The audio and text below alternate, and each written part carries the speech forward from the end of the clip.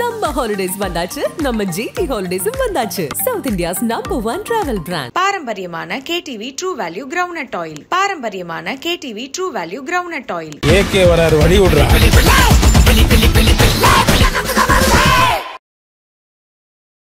வெண்கலத்தாலேயோ பஞ்சலோகத்தாலேயோ அல்லது வெள்ளியிலேயோ சிலைகள் வைத்து லிங்கங்களை வைத்து வழிபட்டாங்களோ அவங்க குடும்பங்கள் சுவாமி படங்களையும் சுவாமி சிலைகளை வந்து கரெக்டாக நீங்கள் ஹேண்டில் பண்ணல அப்படின்னா அது மிகப்பெரிய தாக்கத்தையும் மிகப்பெரிய விளைவை உண்டு பண்ணும். உங்களுக்கு பிடிச்ச மாதிரி படங்களை வைத்து அந்த தலைவாசல் கதை வந்து நீங்கள் அலங்கரிக்கிறது நல்ல விஷயம்தான். ஆனால் அங்கே என்ன ஒரு புது பிரச்சனை அப்படின்னா, நீங்கள் இந்த மாதிரி செய்து தினம் அதுக்கு நீங்கள் வழிபாடு பூஜை முறைகள் செய்யும் பொழுது இது 100% இல்லை 200% அது ரோட்டில் போகிறவங்க கூட அதை வந்து திருப்பி பார்த்து உங்களை பார்த்து பரிதாபப்பட்டுட்டு போகிற கேஸும், அப்போ அந்த மாதிரியான இடங்களில் தான் கன்திஷ்டி அப்படின்ற விஷயமும் உங்களை அஃபெக்ட் பண்ணி, அதாவது HIV சொல்லலாம், கேன்சர், அந்த மாதிரியான விஷயங்கள், கிட்னி டிரான்ஸ்பிளான்டேஷன், அப்புறம் ஹார்ட் அட்டாக், பைபாஸ், இந்த மாதிரி உயிர்கொல்லி நோய் அல்லது ஆட்கொல்லி நோய் அப்படின்னு சொல்லுவோம், அல்லது இல்லை மர்மமான வியாதி. ஸோ இந்த நோய்கள் வர்றதுக்கு காரணமான வீட்டில் லட்சுமி கடாட்சம் பெருக எந்த செடி வைக்கலாம் அப்படின்னா, பீரோ வச்சாச்சுங்க. அதுவும் தேக்கு மரத்தால் ஆன பீரோ வச்சா தான் பணம் வரும்னு சொல்லுவாங்க. சரி, அப்படியே வச்சாச்சு. சரி, பணம் வரணும் இல்லையா, அதுக்கு என்ன பண்ணுறது அப்படின்னா, ஜன்னல் இருக்கும், அதை திறந்து வைக்கிறதே கிடையாது. திறந்தால் உள்ள தூசி வந்துடும், ஒட்டடை வந்துடும், ரோட்டில் போகிற டஸ்ட் உள்ளே வந்துடும் சொல்லிட்டு நிரந்தரமாக பூட்டி வச்சுருக்கிற கேஸு நம்ம. ஸோ அந்த மாதிரி இருக்கக்கூடிய வீடுகளில் ஜன்னலை திறந்து வச்சு பாருங்கள். வணக்கம் நண்பர்களே, நான் வாஸ்து பிளான் இன்ஜினியர் கிருஷ்ணராஜன். ஸோ இந்த ஃபீல்டில் கடந்த 16 வருடங்களாக இந்த ஃபீல்டில் வாஸ்து ஃபீல்டில் இருந்துகிட்ருக்கோம். என்னுடைய ஸ்பெஷல் என்ன அப்படின்னா, வாஸ்தோட ஜோதிடத்தையோ அல்லது பரிகாரத்தையோ எந்திர தந்திரம் இந்த மாதிரியான விஷயங்களை கலக்காமல் வாஸ்தை பியூராக முடிஞ்ச வரைக்கும் சயின்டிஃபிக்காக எக்ஸ்பிளைன் பண்ணுறதுல தமிழ்நாட்டில் நான் மட்டும்தான். அது மட்டும் இல்லை, நான் கற்றுக்கிட்ட விஷயத்தை இது வந்து எல்லாத்துக்கும் போய் சேரணும், ஒரு ப்ராப்பர் இன்ஸ்டியூஷன் மூலமாக இதை நம்ம கற்றுக் கொடுத்துக்கிட்டும் இருக்கோம். வீட்டில் பூஜை அறையில் சுவாமி சிலைகள், அதாவது விக்கிரகங்களை வைத்து வழிபடலாமா, அப்படி ஒருவேளை அது வழிபடுறதுல ஏதாவது பிரச்சனை ஆயிடுச்சுன்னா நமக்கு நல்ல பலன் கிடைக்காதா அப்படின்னு கேட்டால், ஸோ கண்டிப்பாக அப்படி இல்லை. வீட்டில் விக்கிரகங்களை வைத்து வழிபடுறதுக்கு சில அளவு முறைகள் சொல்கிறாங்க. அந்த விக்கிரகங்கள் வந்து பார்த்திங்கன்னா அவங்களுடைய கட்டை விரல் அளவுக்கு தான் வைக்கணும், அதை விட கூடுதலாக வைக்கக்கூடாது. அப்படி வைத்து வழிபடும்போது அதுக்கு சில பூஜை முறைகள், ஆகம விதிகள் அந்த மாதிரிலாம் இருக்குதுன்னு சொல்லப்படுறாங்க. பட் எனக்கு அதை பற்றின பெரிய நாலேஜ் கிடையாது. அப்படி யாராவது வழிபடுறீங்கன்னா அதை சார்ந்த நபர்கள்ட்ட நீங்கள் முழுமையாக கேட்டுட்டு வழிபடுங்க. பட் எனக்கு தெரிஞ்ச விஷயத்தை நான் ஷேர் பண்ணுறேன்.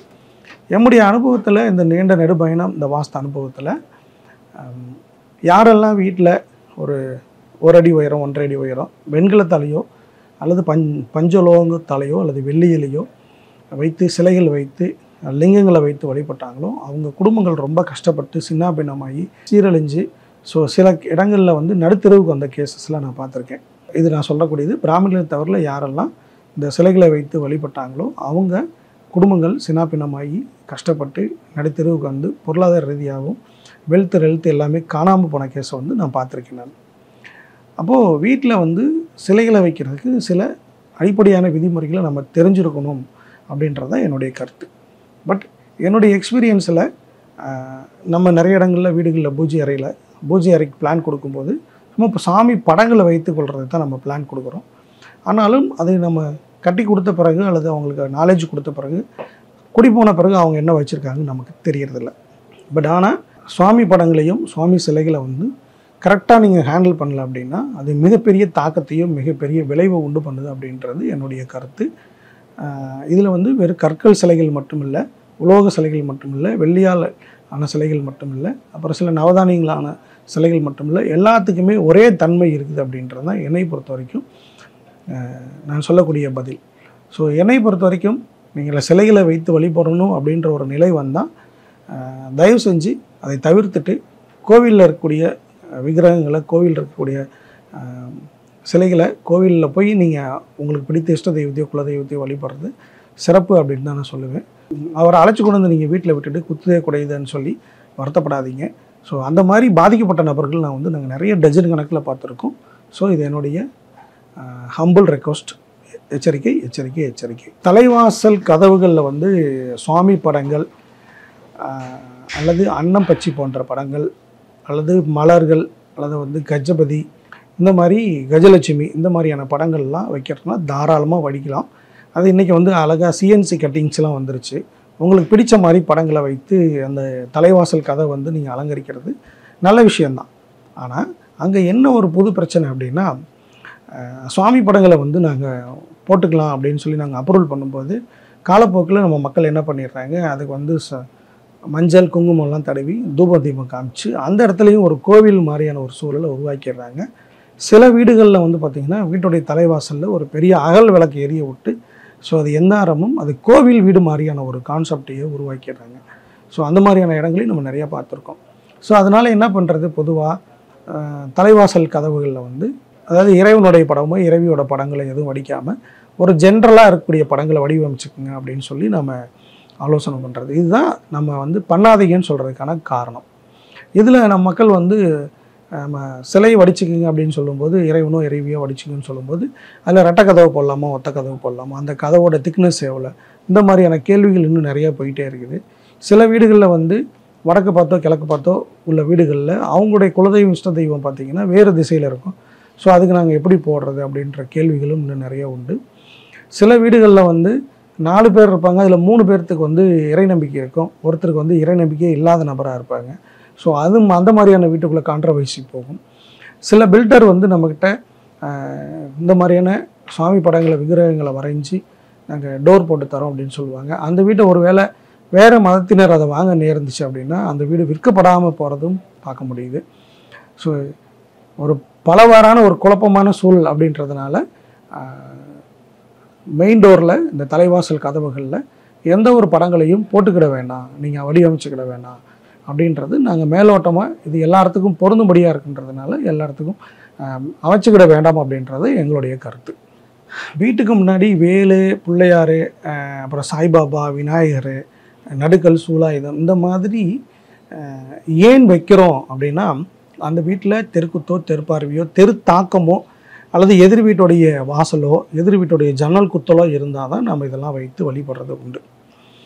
சரி, இது வழிபடுறதுனால ஏதாவது அவங்களுக்கு சேஃப் ஆகுமான்னு கேட்டால் கண்டிப்பாக சேஃப் ஆகாது. இதில் புது பிரச்சனைகள் தான் நிறையா இருக்குது.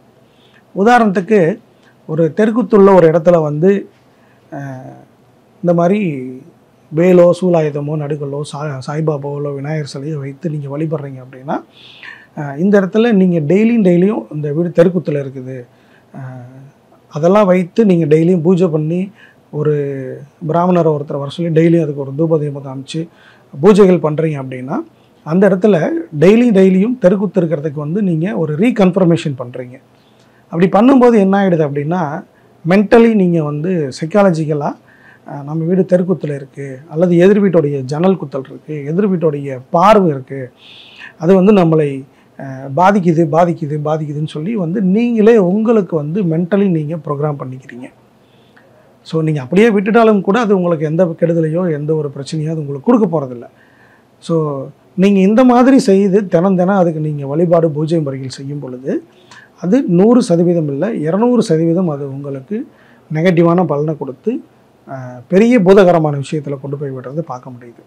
அது மட்டும் இல்லை, அந்த வழியாக போகக்கூடிய நபர்கள் அந்த வழிபோக்கர் கூட நீங்கள் அந்த ஒரு சிலையை வந்து அலங்கரித்து டெய்லி வந்து தூபதீபம் காமிக்கிறீங்கன்னா ரோட்டில் போகிறவங்க கூட அதை வந்து திருப்பி பார்த்து உங்களை பார்த்து பரிதாபப்பட்டுட்டு போகிற கேஸும் அப்போ அந்த மாதிரியான இடங்களில் தான் கன்திஷ்டி அப்படின்ற விஷயமும் அந்த பார்வை அப்படின்ற விஷயமும் உங்களை அஃபெக்ட் பண்ணி பெரிய அளவில் சிக் பண்ணி உங்களை கவலைக்குள்ளாக்குறதும் இந்த மாதிரியான விஷயங்களை பார்க்க முடியுது. தெருக்குத்து ஒரு பக்கம் நெகட்டிவாக வேலை செய்கிறது உண்டு. பட் இந்த வீட்டுக்கு எதிரில் உள்ள வாசல் குத்தலோ ஜன்னல் குத்தலோ அதுக்கு பயந்துக்கிட்டு இந்த மாதிரியான வேலுக்கு பூஜை பண்ணுறது, சிலைகளை வைத்து வழிபடுறது, இந்த மாதிரியான விஷயங்களை தவிர்க்கிறது நல்லது அப்படின்றது என்னுடைய கருத்து. மர்மமான வியாதி, கண்டுபிடிக்க முடியாத வியாதி, நீண்டகால வியாதி அப்படின்னு சொல்லக்கூடிய சில வியாதிகள் இருக்குது. இதுக்கு வந்து நம்ம ஆட்கொல்லி நோய் அல்லது உயிர்கொல்லி நோய் அப்படின்னு சொல்லலாம். இது வந்து அதாவது ஹெச்ஐவின்னு சொல்லலாம், அல்லது வந்து கேன்சர் அந்த மாதிரியான விஷயங்கள், அல்லது கிட்னி டிரான்ஸ்பிளான்டேஷன், அப்புறம் ஹார்ட் அட்டாக், பைபாஸ், இந்த மாதிரி மூளையில் ஏற்படக்கூடிய மூளை சிதைவு போன்ற சில இந்த மாதிரியான நோய்கள்லாம் வந்து உயிர்கொல்லி நோய் அல்லது ஆட்கொல்லி நோய் அப்படின்னு சொல்லுவோம், அல்லது இல்லை மர்மமான வியாதி, நீண்ட கால நோய், தொடர்ச்சியான நோய்கள் அப்படின்னு சொல்லுவோம். ஸோ இந்த நோய்கள் வரதுக்கு காரணமான வீட்டில் சில குறிப்பிட்ட தவறுகள் இருந்தால் தான் ஸோ இந்த மாதிரியான நோய்கள் தொடர்ச்சியாக அவங்களுக்கு அந்த வீட்டில் உள்ளவங்களுக்கு வருது. ஓகே, என்னுடைய ஸ்டடீஸில் ஒரு குறிப்பிட்ட பகுதியில், அதாவது வடக்கு, வடகிழக்கு, கிழக்கு, தென்கிழக்கு இந்த பகுதிகளில் கழிவுநீர் தொட்டி யார் வீட்டிலலாம் இருக்கோ அவங்க வீட்டில் ஒன்று கண்டுபிடிக்க முடியாத வியாதி அல்லது நீண்டகால வியாதி அல்லது தீர்க்கவே முடியாத வியாதி அல்லது மேபி கேன்சர் இந்த மாதிரியான வியாதிகள் இருக்கிறதுக்கு வாய்ப்பு உண்டு. ஸோ அதில் வடக்கு, கிழக்கு, வடகிழக்கில் செப்டி டேங்க் வரும் பொழுது, அதாவது கழிவுநீர் தொட்டி வரும் பொழுது ஆண்கள் சஃபர் ஆகிறதும், தென்கிழக்கில் செப்டி டேங்க் வரும்போது பெண்கள் சஃபர் ஆகிறதும் நம்முடைய ஸ்டடீஸில் நம்ம கண்டுபிடிக்கப்பட்டிருக்கோம். வாடகைக்கு இருக்கிறவங்களுக்கும் இது அஃபெக்ட் ஆகிறத பார்த்துருக்கோம். அதே மாதிரி இந்த கேன்சர் வந்து குடும்பத்தில் ஒரு நபர் வந்து அவங்க பாதிக்கப்பட்டு இறந்துடுறாங்க அப்படின்னா ஸோ அது அதோடு விடுறதில்லை, திருப்பி ஒரு 4 வருடம் கழித்து அந்த வீட்டில் உள்ள மீண்டும் ஒரு நபருக்கு வந்து அது அஃபெக்ட் ஆகிறத பார்க்க முடியுது. சரி, வீட்டில் உள்ள ஹியூமன், அதாவது மனிதர்களுக்கு மட்டும்தான் இது பாதிக்கப்படுதா, இந்த கேன்சர் மாதிரி கண்டுபிடிக்க முடியாத மாதிரியான வியாதிகள் வருதா அப்படின்னு கேட்டால், மனிதர்களை தாண்டி வீட்டில் வளரக்கூடிய பெட்ஸ், ஆடு, மாடு, பூனை, நாய் இந்த மாதிரியான விலங்குகளுக்கும் அது வந்து கேன்சர் வந்து அஃபெக்ட் ஆகிறத நம்மளுடைய ஸ்டடீஸில் நாங்கள் பார்த்துருக்கோம். அது மட்டும் இல்லை, வீட்டுடைய தென்மேற்கில், வடகிழக்கிலையும் தென்மேற்குலையும் சமையலறை உள்ள வீடுகளில் அந்த வீட்டில் உள்ள ஆண்கள் மற்றும் பெண்கள் 2 பேருமே ஹெச்ஐவியால் அஃபெக்ட் ஆகி அந்த குடும்பமே சின்னாபனமான கேஸ் பார்த்துருக்கோம். ஸோ இதனால தான் இந்த மாதிரியான இடங்களில் வந்து கழிவறை அமைக்காதீங்க, செப்டி டேங்க் அமைக்காதீங்க, சமையலறை அமைக்காதீங்க அப்படின்னு சொல்கிறோம். ஸோ நான் சொல்லப்பட்டது வந்து ஒரு மேலோட்டமாக ஒரு சின்ன சின்ன பாயிண்ட்ஸ் மட்டும் தான் சொல்லியிருக்கேன்.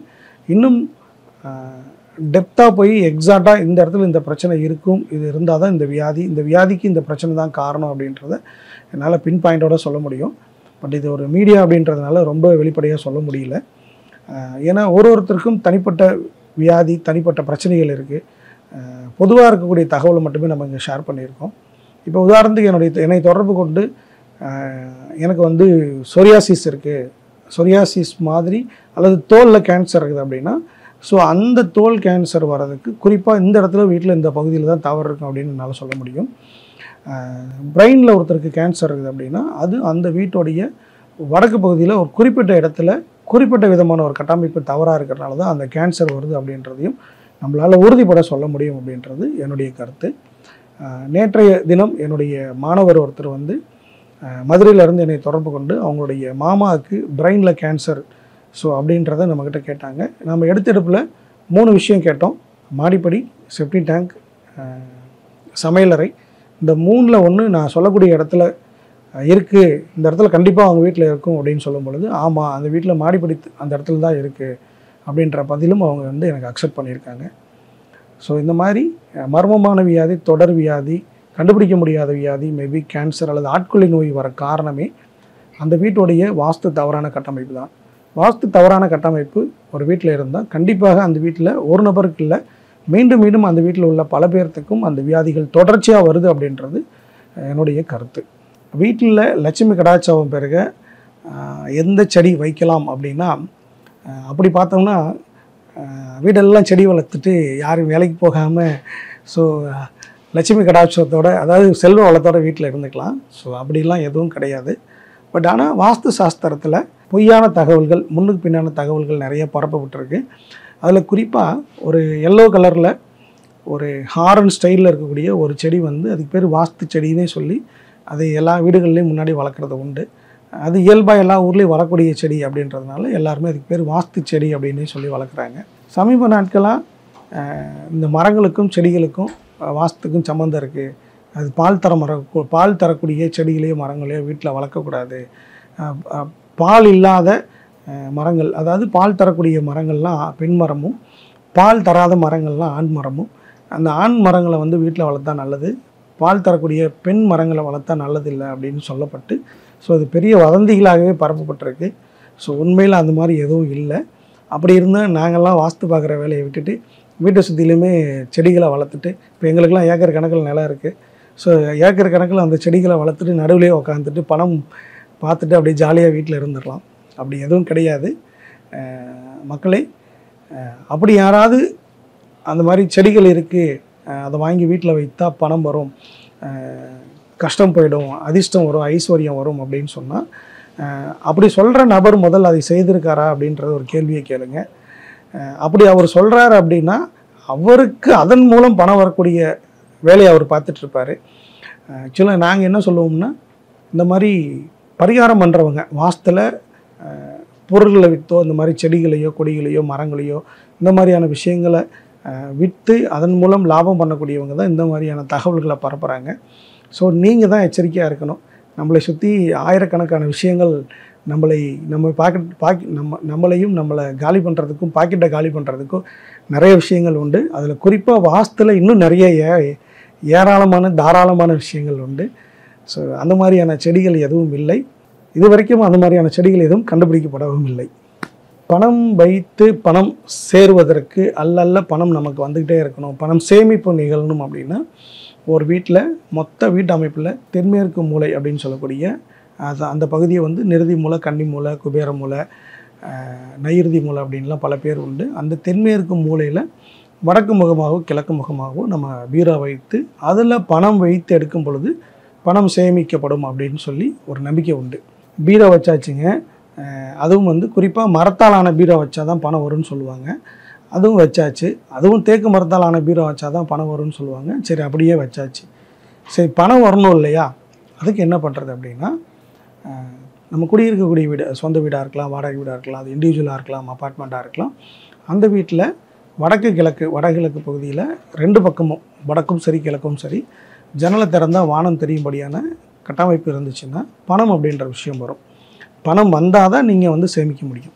பணமே வராமல் நீங்கள் பீரோ வந்து மரத்தாலேயோ இல்லை வந்து இரும்பாலேயோ இல்லை எஸ்எஸ்ஆலேயோ வச்சுருந்தாலும் பணம் சேமிக்க முடியாது.